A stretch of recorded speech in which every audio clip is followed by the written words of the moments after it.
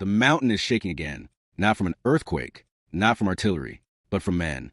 Far below the forest and snow, nearly 2,000 workers stand in darkness, their boots buried in black water and shattered stone. The air tastes of iron filings and blasting powder. Every few minutes, another charge explodes somewhere ahead, and the entire mountain groans like a living thing resisting surgery. A whistle echoes through the tunnel. Then another. Someone is screaming. A section of the ceiling has collapsed. The lanterns vanish beneath a cloud of dust. Timber supports snap like dry bones. Rock pours downward with the sound of an avalanche trapped underground. Men disappear in seconds. One worker claws at the debris with bleeding hands, hearing his friend somewhere inside the rubble. Another runs toward the cave-in knowing there is almost no chance anyone remains alive. But the digging cannot stop, because above them stands an empire that has wagered its future on this mountain. Merchants are waiting for a faster route to the sea. Generals demand a path through the peaks. Investors have poured fortunes into stone. Entire industries expect this tunnel to exist, even though the mountain has already buried dozens of men and promises to bury more. Every meter forward costs blood. Every blast steals another breath from lungs already poisoned by dust and smoke. The workers know something terrifying. The tunnel may open a heart of a continent and transform trade forever, but many of them will never see daylight again. In the darkness beneath the Iron Mountain, a man's life is measured not in years, but in meters of rock removed. And the mountain is still hungry. For centuries the mountain had been a wall. Its ridges of granite and iron-rich stone divided kingdoms, delayed armies, and turned commerce into an exhausting gamble against weather and altitude. Merchants hauling silk, machinery, coal, and grain could spend weeks crossing narrow passes, where a single snowstorm could erase an entire caravan. Every winter, trade slowed to a crawl. Every conflict exposed the same weakness. The heart of the continent remained separated by stone. Then came the Industrial Age. Factories multiplied. Railways spread across Europe like steel veins. Cities demanded more coal, more iron, more food, and more speed. Distance had become an enemy of industry. Whoever controlled the fastest routes controlled markets, armies, and fortunes.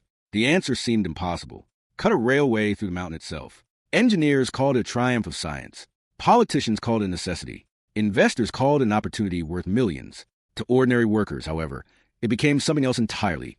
A descent into a place where daylight vanished, and every shift carried the possibility of death. The mountain offered a promise and a curse at the same time. If the tunnel succeeded, it would shorten journeys by hundreds of kilometers, bind distant regions together, and open new economic empires. If it failed, it would become a monument to arrogance, filled with broken machinery and buried men. Yet the calculations of governments and financiers reached the same conclusion. The rewards were so enormous that human lives became another construction expense. And so the mountain received its first workers, and the long war against stone truly began. The decision to pierce the mountain was one of the most audacious engineering gambles of the 19th century. Surveyors climbed icy ridges carrying chains, compasses, and maps. They measured valleys and rock formations, attempting to answer a question that had haunted generations. Could a railway truly pass beneath thousands of meters of stone? The answer, surprisingly, was yes. The problem was everything that came after. A tunnel several kilometers long could not be dug with picks and shovels alone. The mountain was too vast and too hard. Engineers needed new machines, new methods, and an army of laborers willing to disappear underground for years. Construction camps appeared at both ends of the proposed route. Barracks, workshops, blacksmith shops, and supply depots rose where quiet villages had once stood. Thousands of tons of timber, steel, food, and explosives were delivered to the site. Entire communities suddenly existed for a single purpose: to open the mountain. Then the drilling began. At first, progress was painfully slow. Men hammered iron drills into the rock by hand, striking them thousands of times each day. Dust coated their faces and filled their lungs. A few centimeters of progress could require hours of exhausting labor. Then came the machines. Compressed air drilling systems revolutionized tunnel construction. Mechanical drills bit into the stone far faster than human hands could manage. Dynamite and black powder shattered sections of rock that once seemed immovable. Railway carts carried debris away, while fresh crews advanced deeper into the darkness. But the mountain demanded payment. The deeper the tunnel extended, the hotter the air became. Water seeped from cracks in the stone. Ventilation grew difficult. Machinery broke under constant use. Every meter gained required enormous quantities of fuel, timber, and human effort. Still the work continued. Each blast echoed like cannon fire beneath the earth. Each newly carved section represented another victory over a barrier that had divided nations for centuries. The workers were no longer simply digging a tunnel. They were building a new artery of industry, one that promised to redraw trade routes and reshape entire economies. To the world above, it looked like progress. To the men below, it felt increasingly like a siege. Before sunrise, the camp was already awake. Lanterns flickered between rows of wooden barracks as men dressed in damp clothes that never seemed to dry. Some were miners by trade. Others were farmers, laborers, or former soldiers who had traveled hundreds of kilometers in search of wages.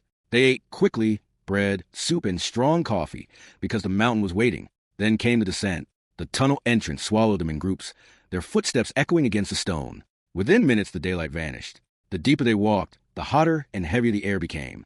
Water dripped constantly from the ceiling, collecting in pools that soaked boots and clothing. A shift underground could last 10 or 12 hours. The work never stopped. Some men drilled holes for explosives. Others loaded carts with broken rock or repaired damaged machinery. Timber crews erected supports to prevent cave-ins. Blacksmiths sharpened tools while engineers measured progress with almost obsessive precision. Every task carried danger.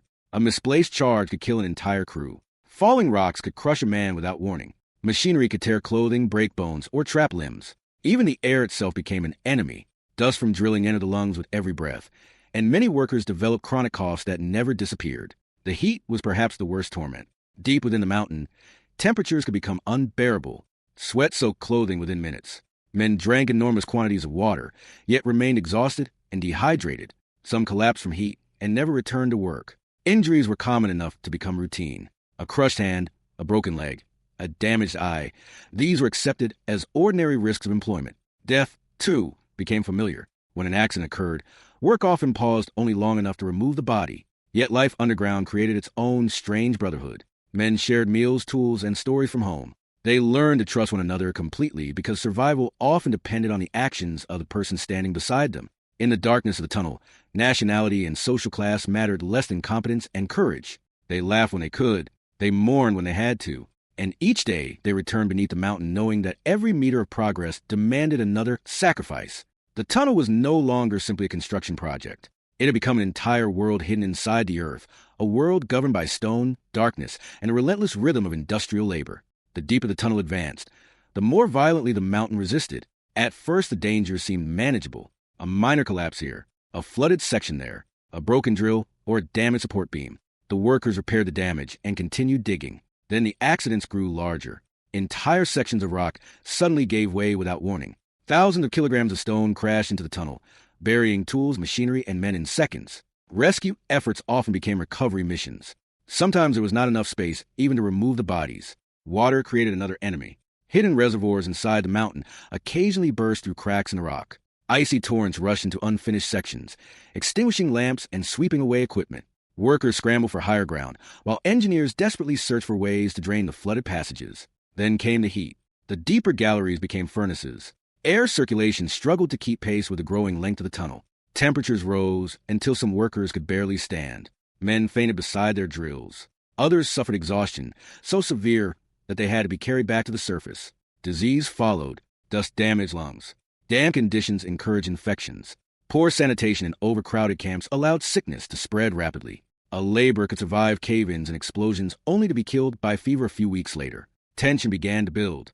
Workers demanded safer conditions, better pay, and shorter hours. Some threatened to abandon the project entirely. Strikes erupted as frustration and grief accumulated. Managers and government officials feared that the entire enterprise might collapse before the tunnel was completed. But the greatest terror remained the mountain itself. Every man entering the tunnel understood a brutal truth.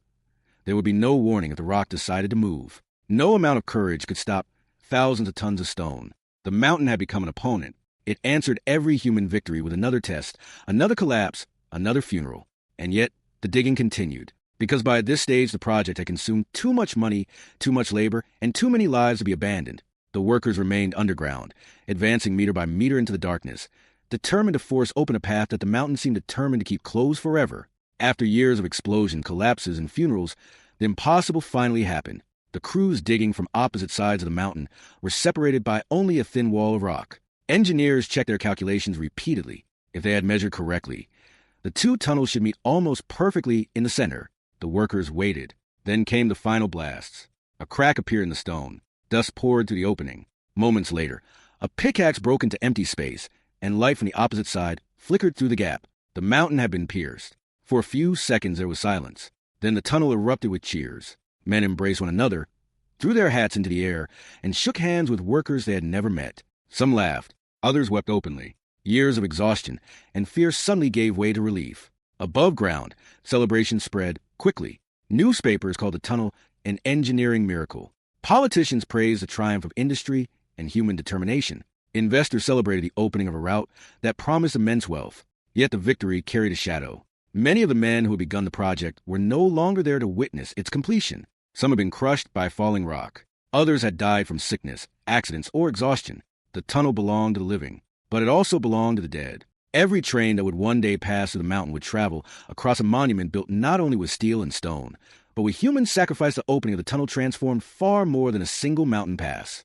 Journeys that had once taken days across dangerous roads were reduced to a matter of hours. Freight moved faster and in greater quantities than ever before. Coal, iron, machinery, and agricultural goods flowed through the new route, connecting distant regions into a single industrial network. Trade expanded dramatically. Cities that had once been isolated suddenly became major transportation centers.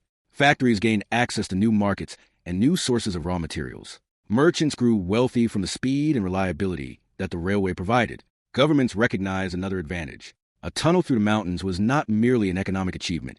It was a strategic weapon. Armies and supplies could now move across regions that had previously been divided by geography. The balance of power shifted as nations became more closely connected and more economically dependent upon one another. The project also changed engineering itself. Its success proved that mountains were no longer absolute barriers.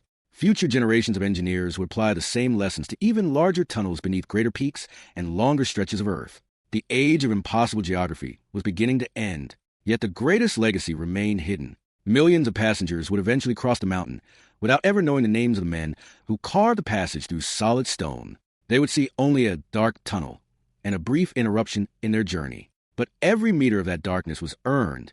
It was purchased with broken bodies, exhausted lungs, and years spent beneath an iron mountain that resisted until the very end. Empires were opened by the tunnel, and it was buried men who held the door open.